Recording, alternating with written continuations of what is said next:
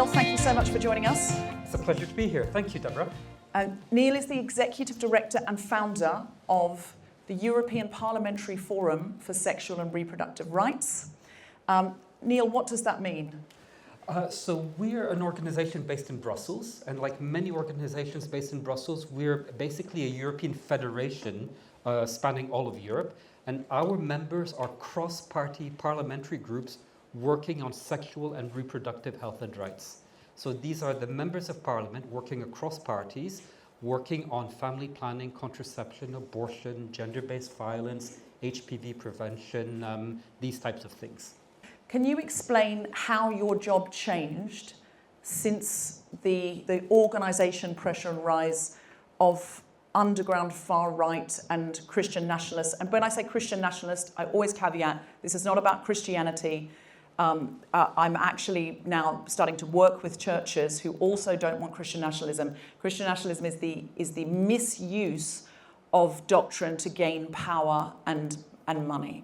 And so when this Christian nationalist and what is commonly called the anti-gender movement, which isn't anti-transgender, it's anti-shorthand women, anti-women having autonomy, but of course within that comes rampant anti-transgenderism because that's an easier, more obvious target to gain traction. What changed for you? How did your role change from before that to after that, and when did it change? Yeah. So I'm an old guy. I started working in this in 1999, and back then, in trying to improve women's rights, especially access to family planning, abortion rights, etc., one of the things you always have to deal with is social conservatism, usually rooted in religious doctrine, okay? Because most religious doctrines are against abortion, and also the view is that sex is meant for procreation, so they're not keen on family planning either. So you have to deal with this, and it was always a component. When I started looking at this issue 25 years ago, the anti-abortion groups, they were always there, but what I saw is that they were small, and they were led mainly by older white men. And I very cynically thought, I'll just need to wait a while and then the problem will resolve itself, okay? Then over the past, I would say 12, 15 years, we started getting messages from our members all across Europe, from Latvia, from Poland, from Portugal, even the Netherlands, saying there's this comprehensive sexuality education. There's this anti-abortion campaign taking place. And we started getting this from more countries, and what we saw was that the same names of organizations and individuals were appearing in many different countries. That's when it clicked. We're not dealing with cases of increased grassroots social conservatism. We're facing something which is somehow internationally connected and has some element of strategy behind it. And so that's when we realized it. And broadly speaking, back in 1999, 2000, this was maybe less than 5% of my time. Now it's 55% of my time trying to understand and counter this organized movement against women's rights, against the anti-gender movement. So it's funded. How well funded is it? We did 2 studies on how well funded it is. We took a look at the 2009 to 2018 period and identified all the organizations in Europe, and by Europe I mean big Europe, including UK, Russia, etc. And 2009 to 2018, we found that there's at least $700 million going into anti-gender campaigning. So this is against family planning, abortion, LGBT rights, gender equality writ large, so $700 million. We updated the report this year, and what we found is that over the 2019 to 23, so the last 5 years, there's almost $1.2 billion going into this. So in the last 5 years, when we know about this movement, we're able to monitor it and identify it and try to neutralize it. It's still more than doubled its finances. Wow. Well, I spent 20 quid on biscuits today for you, so I'm just saying, we don't have nothing, guys. Amnesty's given us brilliantly this room for free, along with all the security and cleaning and everything, so we feel very, very lucky to have this. But we're dealing with tiny, tiny pots of money, and we're up against literal billions. In whose interest is it to spend that kind of money? Who's doing this and why? Yeah. Well, when we take a look at the funding behind this, okay, it's a bit like taking an X-ray of a body. Okay, you get to see the skeletal system, but you don't get some other information like the circulatory stuff like that. We need to flesh it out. When we take a look at where does the money come from, one source comes from the U.S. Christian Right.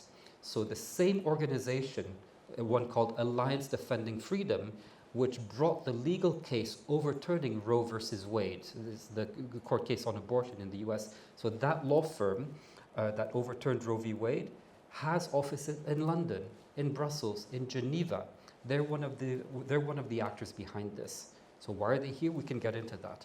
Another category of actor are the Russians. Russian oligarchs close to the Kremlin, very involved in the rebel groups that were stirring up trouble in eastern Ukraine before the full-scale invasion. Far-right oligarchs. And then here we have European money, come from a number of different sources. One of them is our own billionaires. Okay, we have almost as many billionaires as the US does, Europe overall. Oh, Europe overall. Yeah. Okay. And then separately, another big source of funding is governments, and specifically the illiberal governments in Europe. So for a while that was Poland, and now it is the biggest funder we found in Europe was Hungary. Really? Yes. Why do they care so much about a person's right to choose about what goes on in their own body? Why is this such a big issue? There's a number of different motivations behind this concern. Scholars have described this as anti-gender, serving as a type of symbolic glue, which allows different categories of people to find common cause and each one reach their objective. So you have some people who really do want laws and policies that reflect the social doctrine of their church.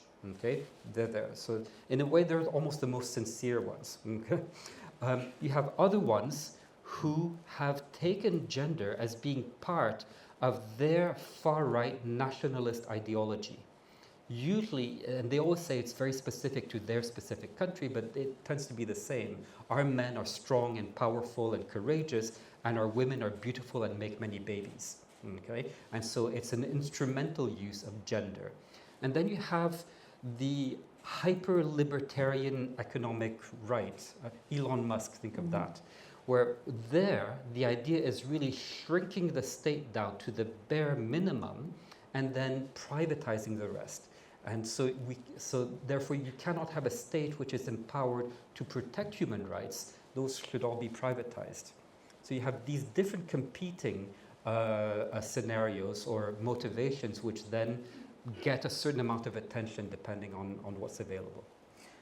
So they work in each other's interests. So a libertarian clearly doesn't want to stop same-sex marriage, shouldn't care about other people's right to have an abortion, but they feel their interests are aligned because the more power they get, the more they disempower people, and the more that they align themselves with those who wish to disempower, the better it is for them, because it's a power grab. Exactly. It's a desire to shrink the state from its capacity to protect people's human rights and other types of rights. And therefore, people are vulnerable to being exploited. Okay, so we can push you into a factory exactly to work with no loo breaks. And it's also the notion from this certain category of people that these people are so wealthy and powerful that they don't need legal protections. They're above the law. So these rules of government, they're for the little people. Us big people, we don't, no rules, no laws apply to us. And so you can see this type of impunity coming from some elected leaders or unelected influential people. Okay. So they have a very clear strategy and they have a lot of joined up thinking. Are they responsible for or just working in tandem with a lot of the manosphere influences? Because I notice a lot of the kind of previously, I would say, extremely secular manosphere influences and like YouTubers and you have suddenly got religion. Like Russell Brand is very into Jesus right now. Yeah. And I don't know if you know much about Russell Brand, but that has not been Russell Brand's brand for very long. But I'm seeing this like Tommy Robinson putting the Christ back into Christmas. Mm-hmm. This manipulation of Jesusness, is it simply because it's easier to marshal young men into churches and then just say, God doesn't like it if you're gay, God doesn't want abortion? Is it just an easy place to control people, do they think? I think several things are happening here. First, in terms of this discovery of Jesus by the manosphere, I think it corresponds very well also to ultranationalists discovering Christianity. It serves as a fig leaf for their otherwise unacceptable positions, because you can say something horrible and hateful, but if you couch it in Jesus Christian talk, then you can have a way of passing this. Then separately with the manosphere, I think that there's some other things happening there. For me, the manosphere is a separate development from the anti-gender movement, but there is some overlap. I think first, there is something happening with boys and men which has escaped many people. It has not escaped the far right. They've noticed something happening there, and rather than actually finding solutions, they're exploiting it in order to reach their political power influence objectives. Then you also have just a lot of chancers and people, opportunists. That's social media nowadays, and so I would say that these are some of the things happening with the masculinist movements. There's certain things that we can deal with, the opportunists and all of that. Those will be discovered. But one thing that concerns me a little bit is that there's a certain validity in some of the problem statements that they have identified with young men and boys, which, because they're taken up by masculinists, progressives will have a tendency to dismiss the validity of these original things. And I think we need to overcome that and then maybe see that some things have changed, and we need to address this in order to make sure that these young boys and men don't fall victim to this masculinist movement. Because let's remember, a lot of the people who consume this masculinist content, they're young boys, they're young men, they grew up alongside with us. They grew up to be essentially liberal people, just like everybody else growing up over the past 15 years. But somehow they've been targeted very effectively, and they've been brought down a tunnel, often without them being consciously aware of what is happening to them. So I think we need to be mindful of this and then think of a way for them to come back. Yes. I read something recently that the average young man or the average teenage boy in this country consumes between 5 and 7 hours of content a day. If the government were making our boys watch 5 to 7 hours of this kind of content a day, that would be Clockwork Orange. That would be propaganda. That would be the beginning of some kind of Brave New World, wouldn't it? But because they've made it addictive, we're not being forced, but we are being force-fed. And I really, really worry about how we counteract that. And I will say, not a fan of Keir Starmer, but he is putting these anti-misogyny measures into schools. And I do think that's a start, depending on how it's done, how it's delivered, if it's effective. But I do think it's a start, and I am glad it's happening. They've got all these strategies. They've got, Project 2026 now is really building on Project 2025. Project 2025, can you just summarise it, and Project 2026? Yeah, so Project 2025 it's a 400-page document authored by a far-right US think tank called the Heritage Foundation, with the support of a couple hundred other Christian far-right organizations in the US, which is basically the legislative and policy plan for the Trump administration. Okay, so it lays everything out black and white, very clear as day, what they should be, what the Trump administration is expected to do. And in there you have a rollback of human rights on a massive scale, the rolling back of immigration, questioning a certain number of fundamental principles of how American democracy works. And so that was the plan presented before the elections, which Trump denied that he has ever read, but now is actually being implemented very well. You can go on your cell phones now and check Project 2025 tracker, and you can see how well it's doing in terms of implementation. And then now you have Project 2026, a much lighter document, which is basically how to make all of this sustainable, how to make it permanent for the duration, with the perspective that the Republicans are likely to lose the midterm elections, so they have a small window of opportunity. And so, what can they do now? What can they anchor in terms of undermining U.S. democracy and making sure that their interests, those of the Christian right, those of the tech bros, those of the billionaire oligarchs, are really anchored and cemented in the functioning of U.S. democracy? I mean, recently Trump came out and specifically said he wanted all the far-right parties across Europe to win. The Telegraph said he didn't name Reform UK, but that's what he meant, clearly. And so, and of course, there was a pushback of them saying, excuse me, sorry, stay out of our elections. What are you doing? This is election interference. But he seems to have, or MAGA seems to have particularly targeted the UK. Why do you think they want the UK so much to go in line? Why do they want a MAGA-style Reform UK so much? Why are we being targeted? Yeah. With this, I just want to start out by saying that this was not just a random Trump statement by saying this. Okay? He says many things, and yes, you know, I know what you mean. Yeah. This was in the national security strategy of the U.S. administration. It's an official document. It's written down there, again in black and white. It's a 33-page paper. You Google NSS, you can find it. And you read in there that the US wants to support what they call patriotic political forces across Europe in order to avoid Europe's civilizational decline. Okay? And the decline is things like the decline is moral decline. It's all about the family and exactly. Yeah. It's the erosion of the family. It's gender, women's rights, trans rights, LGBT rights, all of which contribute to the depopulation of Europe. So we're going to go through what they call a demographic winter, which then sets the stage for the next phase, which is the Great Replacement. So importing non-white, non-Christian populations onto the European continent. And so it's also against immigration. So our human rights lead to depopulation, which then sets the stage for a population replacement. Please don't take this out of context. I'm quoting what they're saying there.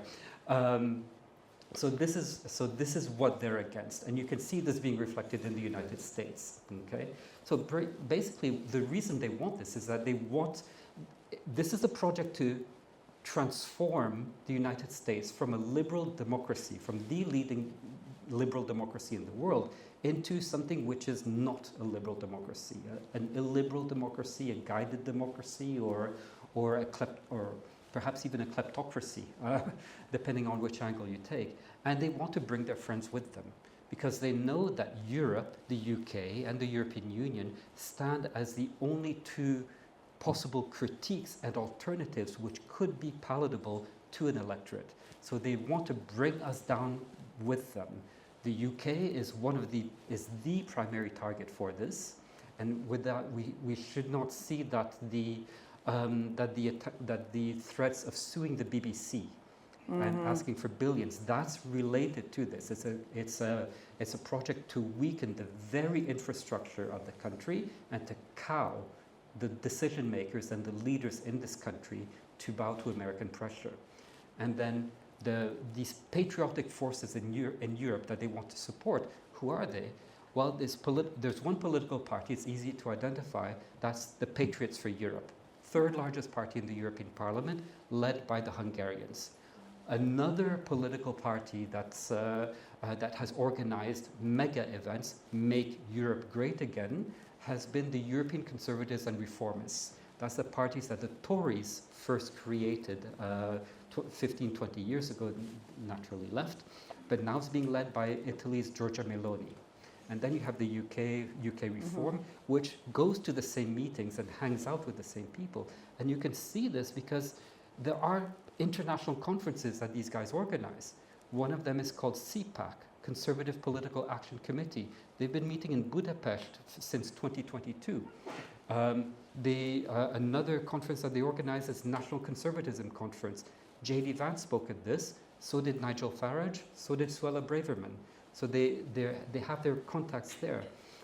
So they are organizing these conferences. They meet, they exchange their horrible ideas, and then from these meetings, they each go back home and then think, I heard this guy talking about what he did in Illinois, let's say, or someplace like that. That sounds like a good idea. I can do this in Scotland, in Latvia, or whatever. So like an open space, ironically. It can help me gain power. Wow. So, and just briefly, something that I think people don't know that you've explained to me, and in fact how I got in touch with you, is I was looking, when I was writing this book, as to what had caused this massive rift on trans rights. I couldn't figure it out because I was remembering Orange is the New Black coming out, there being this very celebrated trans character. I was like, what's gone on here? Why has this become such a big thing? And you explained to me what the origin of that was. Can you briefly explain that again? Yeah, so we're in the UK, so the trans rights is contested. It's, I think that's an understatement in this country. But the origins, as I see it, come from different points. Okay, so first, in terms of trans rights, there has always been a feminist contestation of trans rights. Okay, and it has its own origins and all of that. It's never been very important, but it has always been there. A second point of origin are what I would call gray zones around trans rights. We can, being inclusive about trans people in a workspace is relatively easy.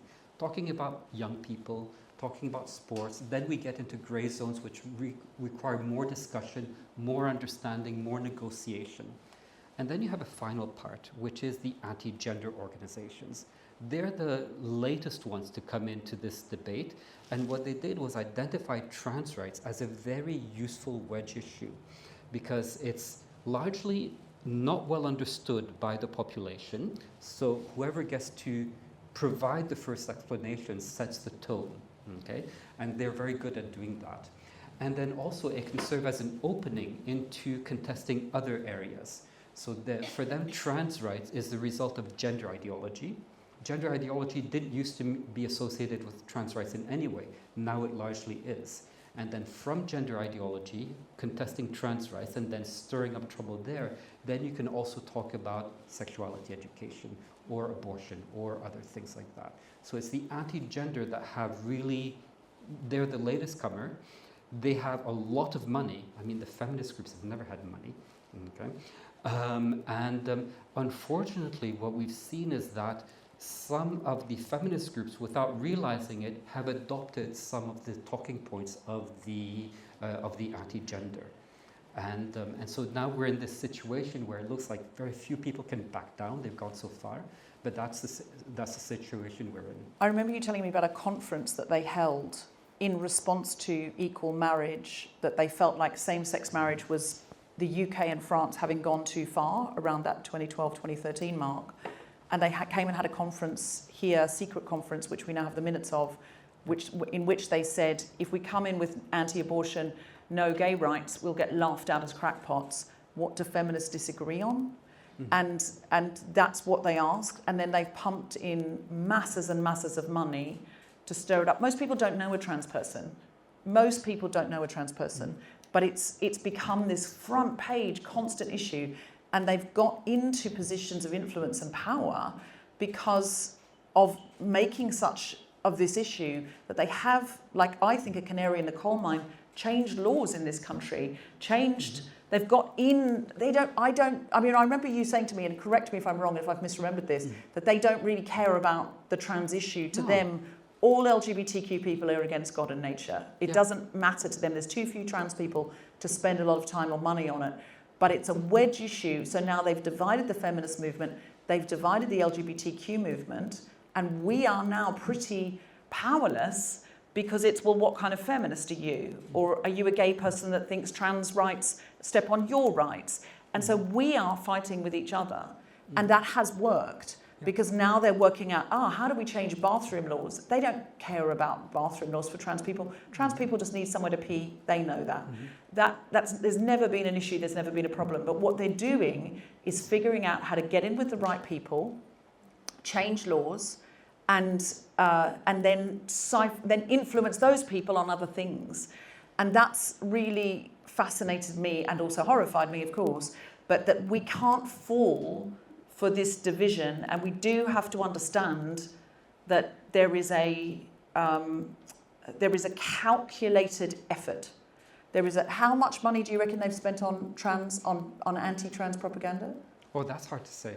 But I mean, just to complement what you're saying, I mean, they held a meeting in 2013 here in London. And if you go back to 2013, this is when equal marriage was being discussed in both France and in the UK, and then both countries went ahead with this. So they know that they had lost two of the main pillars of Western democracy to this gender ideology stuff. So how can they recapture? How could they start winning back? Well, trans is a good issue. It's because people didn't know about it. Exactly. People are like, I don't know. And it's already another. Most people don't know a trans person. So it's easy to stir up. If every day in papers you go, we're just asking questions, you start to think, hold on, should I be scared? And they do this with a number of different issues. They go for the grey zone areas, for the wedge issues, there is genuine ethical discussion to be had. For example, I work more on abortion. Late-term abortion is one such area.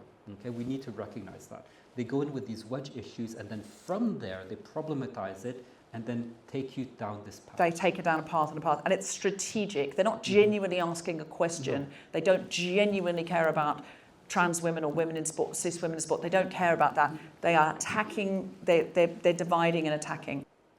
Last time I spoke to you, I hadn't heard anything about women losing the vote. And so that spoke to you like April last year on the stage at the Bloomsbury Theatre. Now, there is so much propaganda about the overturning of the 19th Amendment in America, which is the federal right to vote for women.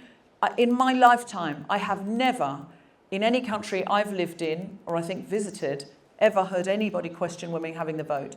What they're doing is they're looking at the Overton window and they're saying something that was just unthinkable, don't bother speaking about it, no one would debate it, it's never come up. What they want to take it from unthinkable into radical. Once it's in radical, it goes up into more like possible, or this is not a bad idea, right up until you get it to popular and policy. And now there's so much propaganda about the 19th Amendment that what their argument is, giving women the vote has taken the vote away from families and contributed to the downfall of a family. And they're saying, well, if the woman is the head of the household, we don't mind her having the vote, but there should be one vote per household, and in a Christian household, the man should be the head of the household.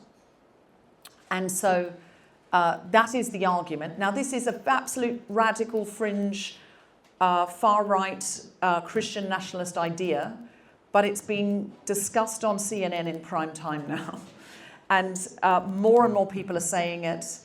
We've seen cabinet ministers sharing with an endorsement. Pete Hegseth shared it with the slogan of all of Christ, all of life, which is the slogan of the church that's pushing it the most, of which he says he's a member and has attended services. So we are now seeing, like the Secretary of War, in the United States of America, questioning whether women should have the vote, and we're seeing this more and more and more. This is pretty fast work, isn't it? Given this is not even a year since we spoke last. Yeah, yes and no. They've been toying around with this idea for a while. Now, from what I understand, what's being discussed in the US about disenfranchising women, it would be a technical measure where the name would have to match the name on the birth certificate. And so in the United States, where most married women take on their husband's name, this would lead to a disenfranchisement of the vote. Okay, so this is what's in the, I believe it's called the SAVE Act. Okay, so it looks like a technical thing with huge consequences. It's out there in the open, and there's not a real plan to fix it. It's not a technical error that it's like, oops, you know, we made a mistake. That's not what we meant. They're continuing with this. And so it came up rather quickly in the United States. But what I think is interesting is that there was a similar idea that came about maybe 8-10 years ago in Germany from the Alternative für Deutschland, the far-right neo-Nazi party, which in their party manifesto, what they wanted to do was just to eliminate individual voting and just give one vote per family, and then you increase the number of votes in that family by the number of children.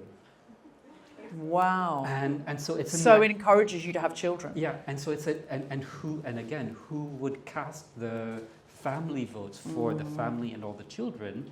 That's the man, the husband.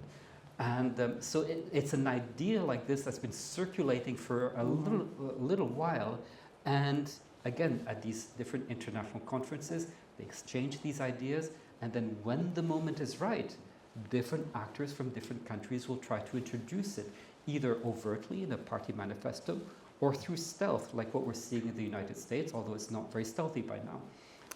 Best argument for becoming a lesbian I've ever heard. But I don't think that's where they're going with it somehow. Thank you so much. Big round of applause for Datta, everybody.